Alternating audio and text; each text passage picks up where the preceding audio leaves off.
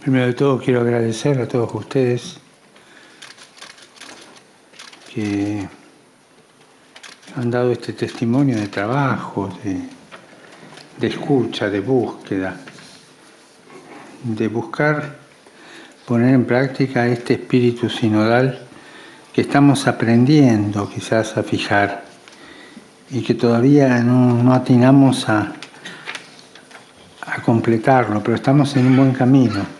Estamos en un buen camino y estamos entendiendo cada vez más qué es esto de caminar juntos y estamos entendiendo qué significa discernir, qué significa escuchar, qué significa incorporar la rica tradición de la Iglesia a los momentos coyunturales. Algunos piensan que la tradición es un museo de cosas viejas, ¿no? A mí me gusta repetir aquello que Gustav Mahler decía: la tradición es la salvaguarda del futuro y no la custodia de las cenizas. Es como la raíz de la cual viene la savia que hace crecer el árbol para que dé frutos. Tomar eso y hacerlo andar adelante, como concebían los primeros padres lo que era la tradición. O sea, recibir y caminar en un mismo sentido, con esa triple dimensión tan linda de Vicente de Lering ya en el siglo IX. Gracias por todo esto. Uno de los temas que se ha votado, que tuvieron mayoría, 3 temas tuvieron mayoría para el próximo sínodo, es el de la sinodalidad. Yo no sé si será elegido ese o no, todavía no me he decidido, estoy reflexionando y pensando. Pero ciertamente puedo decir que hemos caminado mucho y todavía tenemos que caminar más en este camino de la sinodalidad. Muchas gracias a ustedes por esta compañía. La exhortación postsinodal, que no es obligatorio que el Papa lo haga. Lo más probable, lo más fácil sería, bueno, acá está el documento, vean ustedes. De todas maneras, una palabra del Papa, de lo que ha vivido en el sínodo, puede hacer bien. Yo quisiera hacerla antes de fin de año, de tal manera que no pase mucho tiempo. Todo depende del tiempo que tenga para pensar.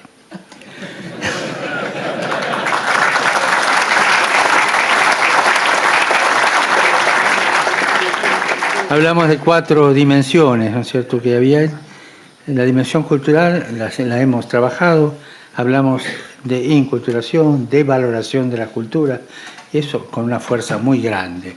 Y yo quedo contento con lo que se ha dicho al respecto, que está dentro de la tradición de la Iglesia. La inculturación, ya Puebla había abierto esas puertas, por nombrarlo más cercano.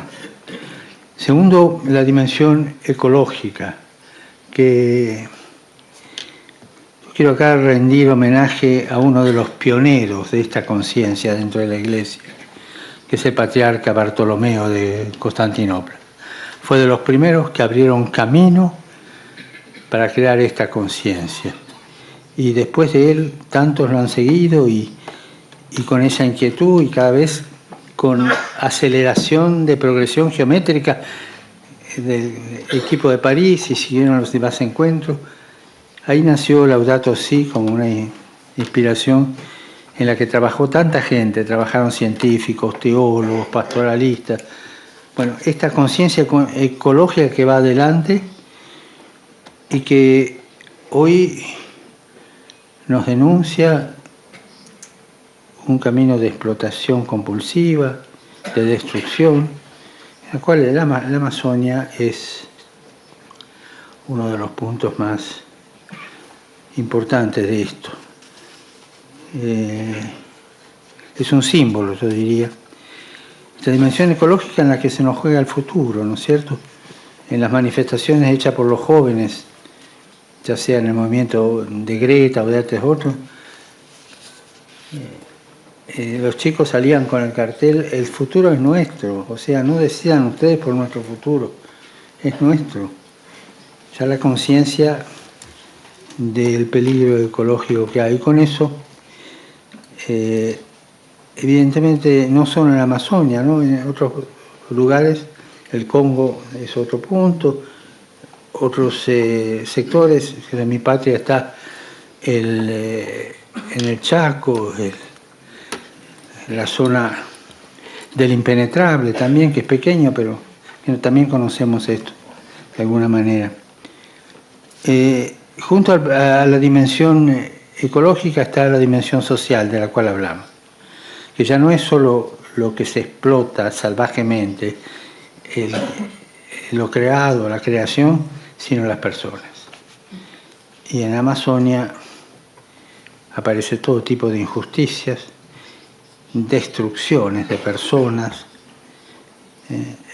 explotación de personas a todo nivel y destrucción de la identidad cultural, ¿no? Me acuerdo que llegando a Puerto Maldonado, creo que lo dije esto, no me acuerdo, en el aeropuerto nomás, un cartel, donde la imagen de una chica muy linda, muy bonita, defendete o cuídate de la trata. O sea, la advertencia al turista que llega. O sea, la trata escucha, ¿no? Y la trata al más alto nivel de corrupción, pero de personas a todo nivel. Y esto junto con la destrucción de la identidad cultural, que es otro de los fenómenos que ustedes han señalado muy bien en el documento. La identidad cultural, cómo se destruye en todo esto. Y la cuarta dimensión, que es la que incluye todas, y yo diría que es la principal, es la pastoral, la dimensión pastoral. El anuncio del Evangelio urge, pero que sea entendido, que sea asimilado, que sea comprendido por esas culturas. Y se habló de laicos, de sacerdotes, de diáconos permanentes, de religiosos y religiosas, como que apuntar a ese punto, ¿no? Y se habló de lo que hacen y fortalecer eso. Se habló de nuevos ministerios inspirados en el Ministerio Acuedan de Pablo VI, de creatividad en esto, creatividad en los nuevos ministerios y ver hasta dónde se puede llegar. Se habló de seminarios indígenas y con mucha fuerza, ¿no? Yo le agradezco la valentía que tuvo el cardenal O'Malley para esto, porque nos puso el dedo en la llaga en algo que es una verdadera injusticia social, que no se le permite, de hecho, a los aborígenes el camino seminarístico y el camino del sacerdocio, ¿no? Creatividad en todo esto de nuevos ministerios y todo.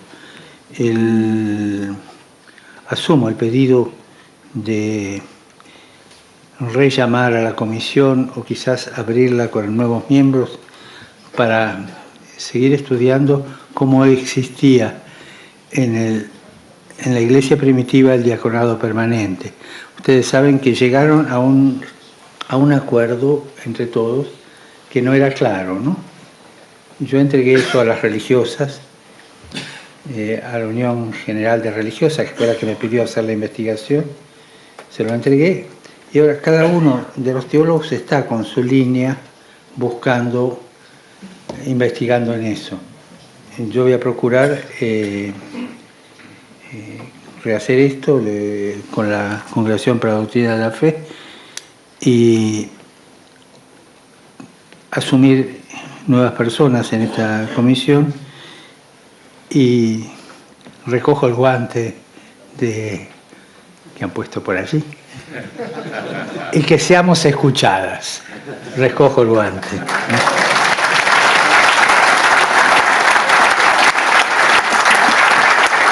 Aparecieron algunas cosas que hay que reformar. La Iglesia siempre tiene que ir reformándose, ¿no? La formación sacerdotal en el país.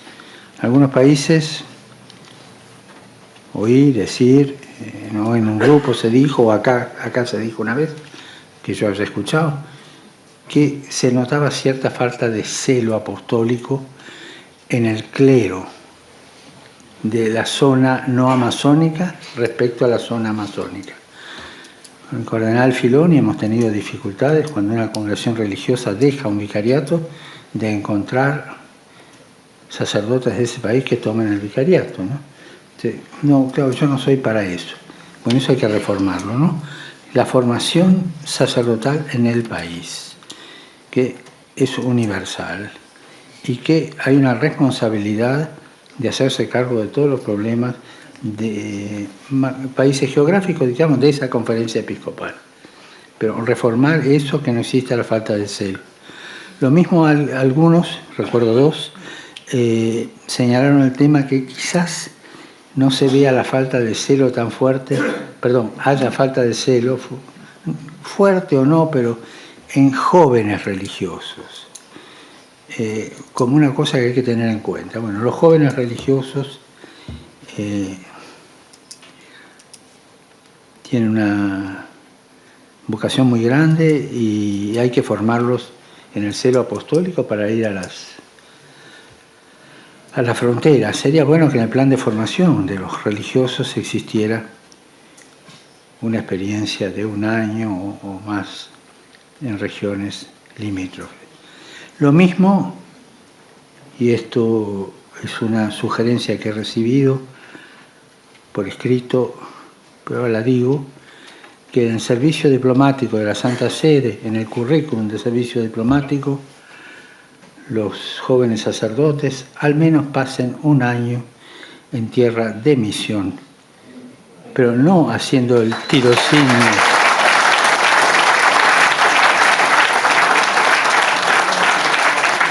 Pero no haciendo el tirocinio en la nunciatura como se hace y es muy útil, sino simplemente al servicio de un obispo en un lugar de misión. Eso será estudiado, pero también es una reforma a ver. Y la redistribución del clero en el mismo país. ¿No es cierto? Se dijo que, refiriéndose a una situación, que hay una cantidad grande de sacerdotes de ese país en el primer mundo, le hace Estados Unidos, Europa, etc. Y no hay para mandar a la zona amazónica de ese país. Eso habrá que evaluarlo, pero estar de acuerdo. Los fidei donum interesados. Es verdad que a veces, esto me pasó a mí siendo obispo en la otra diócesis, te viene uno que vos lo mandaste a estudiar y se enamoró del lugar y quedó en el lugar y con todo lo que ofrece el primer mundo y no te quiere volver a la diócesis, ¿no? Y claro, uno por salvar la vocación cede, ¿no? Pero en ese punto tener mucho cuidado y no favorecer. Agradezco los verdaderos sacerdotes fidei donum que vienen a Europa, de África, de Asia y de América, pero los que son fidei donum, que devuelven aquel fidei donum que hizo Europa para con ellos. Pero es un peligro los que vienen y se quedan. Y una cosa un poco triste, me decía un obispo de Italia, que tiene 3, estos que se quedaron, y que no le van a celebrar una misa a los pueblitos de la montaña si antes no les llega la oferta. Esto es histórico de acá, de ahora. Entonces, estemos alerta con eso y seamos valientes en hacer esas reformas de redistribución del clero en el mismo país. Y un punto de la parte pastoral fue el de la mujer, ¿no es cierto? Evidentemente la mujer, lo que se dice en el documento, queda corto lo que es la mujer, ¿no es cierto? En la transmisión de la fe, en el conservar la cultura. Quisiera solamente subrayar esto, que todavía no nos hemos caído en la cuenta de lo que significa la mujer en la Iglesia.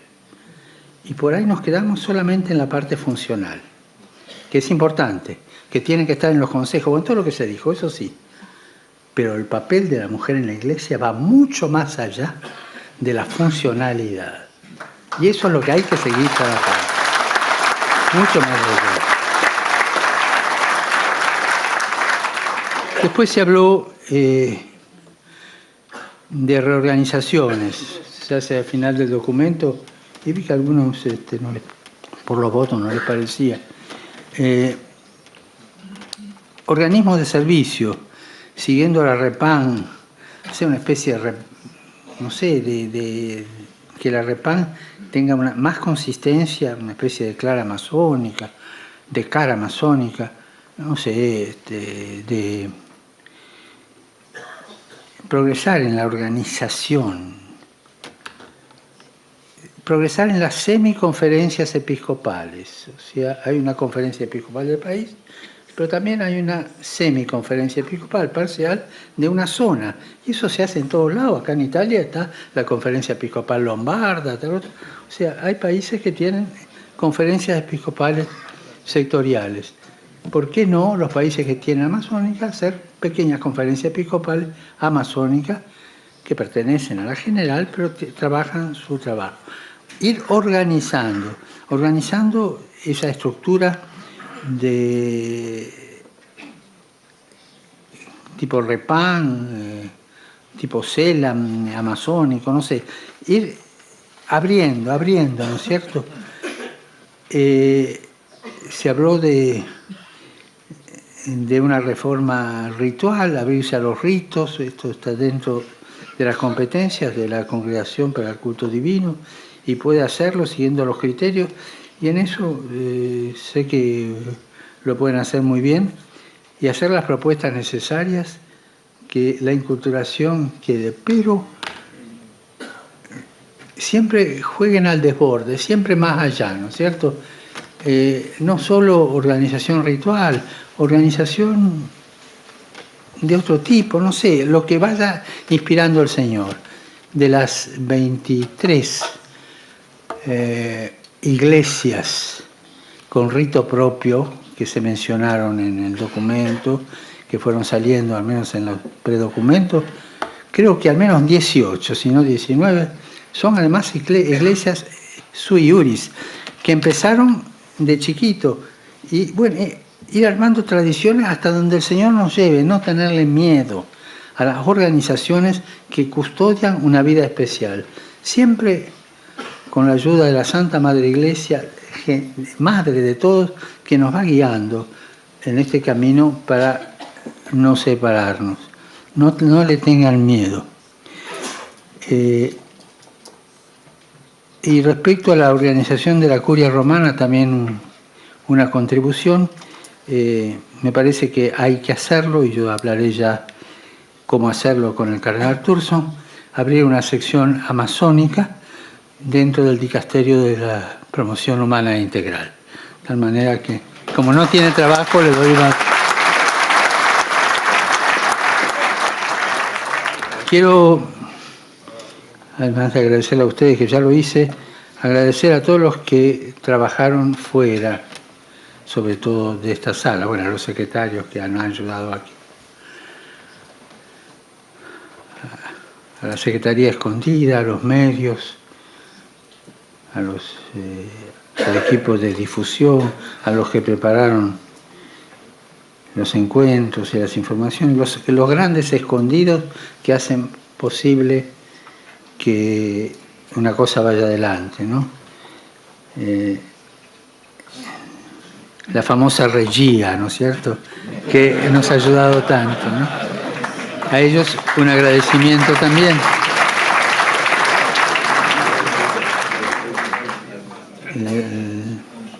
Incluyo a la presidencia de la Secretaría General en agradecimiento con todos, y un agradecimiento a los medios de comunicación, que yo pensé que iban a estar acá para escuchar la votación, como es pública la votación, por lo que han hecho. Gracias por este asunto, por este favor que nos hacen al difundir el sínodo. Yo les pediría un favor, que en la difusión que hagan del documento final se detengan sobre todo en los diagnósticos, que es la parte pesada, que es la parte realmente donde el sínodo se expresó mejor, ¿no? El diagnóstico cultural, el diagnóstico social, el diagnóstico pastoral y el diagnóstico ecológico, porque la sociedad tiene que hacerse cargo de esto. El peligro puede ser que se entretengan, quizás es un peligro, no digo que lo hagan, pero la sociedad lo pide, ¿no? A veces a ver qué decidieron en esta cuestión disciplinar, qué decidieron en otra, ganó este partido, perdió este, en pequeñas cosas disciplinares, que tienen su trascendencia, pero que no harían el bien que tiene que hacer este sínodo. Que la sociedad se haga cargo del diagnóstico que nosotros hemos realizado en las 4 dimensiones. Así que yo le pediría a los medios que lo hagan. Siempre hay un grupo de cristianos élite que le gusta meterse como si fuera universal en este tipo de diagnósticos, más pequeñitos, o en este tipo de resoluciones más disciplinares, intraeclesiásticas. No digo intraeclesiales, intraeclesiásticas. Y hacer que el mundo ganó tal sección, ganó tal otra. No, ganamos todos con los diagnósticos que hicimos y hasta dónde llegamos en las cuestiones pastorales e intraeclesiásticas. Pero que no se encierren en eso. Pensando hoy en estas élites católicas y cristianas a veces, pero sobre todo católicas, que quieren ir a la cosita y se olvidan de lo grande. Me acordé de una frase de Peggy, la fui a buscar. Trato de traducirla bien, creo que nos puede ayudar. Cuando describe estos grupos que quieren la cosita y se olviden de la cosa, ¿no? Porque no tienen el coraje de estar con el mundo, ellos se creen de estar con Dios. Porque no tienen el coraje de comprometerse tras los partidos, en las opciones del hombre, en las opciones de vida del hombre, se creen de luchar por Dios. Porque no aman a ninguno, se creen de amar a Dios. A mí me iluminó mucho no caer prisioneros de estos grupos selectivos que del sínodo van a querer ver qué se decidió sobre este punto intraeclesiástico o sobre este otro, y van a negar el cuerpo del sínodo, que son los diagnósticos que hemos hecho en las 4 dimensiones. Gracias de corazón, perdónenme la petulancia y recen por mí, por favor. Gracias.